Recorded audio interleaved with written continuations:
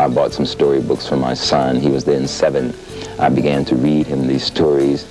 The next thing I knew, I was acting the stories out, standing on his chair, flapping my arms and waving around. So at the end of my performance, which was supposed to be a bedtime story, the kid was ready for popcorn and soda after that instead of sleep.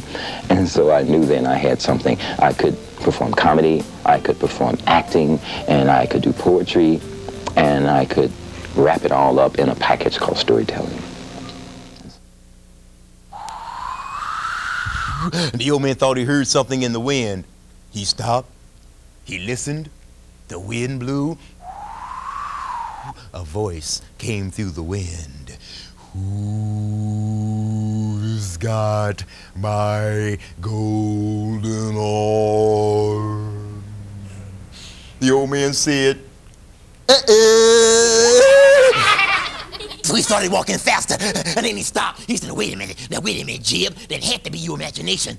He listened, the wind blew. The voice came through louder. Who's got my golden arm? So you just have to realize that you have powers and talents that are innate within you. The old man said, Boogity, boogity, boogity, boogity, boogity, boogity, boogity. He ran back on. He slammed the front door, kablam! And if you continue to tap into that inner energy inside of you, you can become whatever you want to be in this life. The doors are blocking. Then he ran upstairs to the second floor bedroom. Boogity, boogity, boogity, boogity, boogity, boogity, boogity, boogity. He slammed the bedroom door, kablam! You know what? There was a spider. His name was Anansi. And Anansi had 6 sons. His first son was called Sea Trouble. Sea Trouble. That's because he had psychic powers and he could see trouble a long way off. This is the tale of some goats and a troll. And the troll lived under a bridge, you know. He guarded that bridge every night and day. He got me up if you went that way. But the grass was greener on the other side. So the goats decided to give it a try. The little bitty goat was the first that day. His feet went trip, trap, trip, trap. Hey, who's that trip, trapping over my bridge? Hey, fool, be cool, it's me, you see. Well, I got a hunch you be my lunch.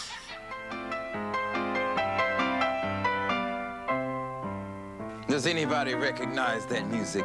They call that music the entertainer. As a matter of fact, they called me the entertainer. My business card reads just that way. It says, oh, Scott Joplin, the entertainer. Making people happy with my music was what my life was all about. I wrote this song when I lived in the fine city of St. Louis about 90 years ago. But in I was always reading. All the time, avid reader. I started with comic books, I must say. I outgrew Archie and Porky Pig, and I then evolved into the Marvel comics.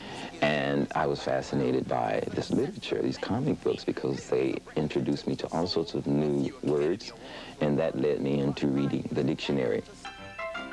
You know, a highfalutin newspaper critic who wrote for the now defunct Globe Democrat said of the entertainer, and I quote, "The entertainer is a jingling work of a very original character, which sets off various strains of a retentive character, which sets the foot in spontaneous action and leaves an indelible imprint upon the tympanum. That's an unforgettable sound to the ear. And what all of that means is that this music makes you want to dance."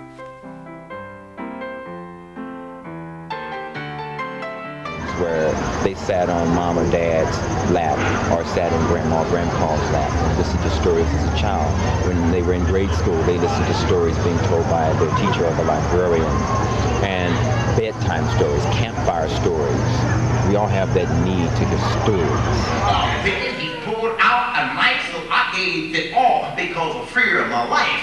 When I got home, I told my mama went on. She said, "I'm calling the police," and she picked up the phone. The boy was arrested, and we went downtown. So I told the police what went down. I told him about the money, the knife and chain. He said, "Thugs today, why, they must be insane." The boy jail and he did his time. Well, that very much the purpose of me saying this rhyme, because when the boy got out, it hurt your pride never chill.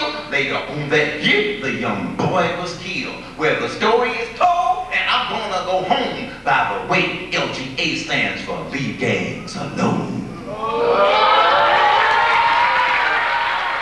I think the importance is to not lose sight of the spoken word and that transference of warm energy between one human being to another.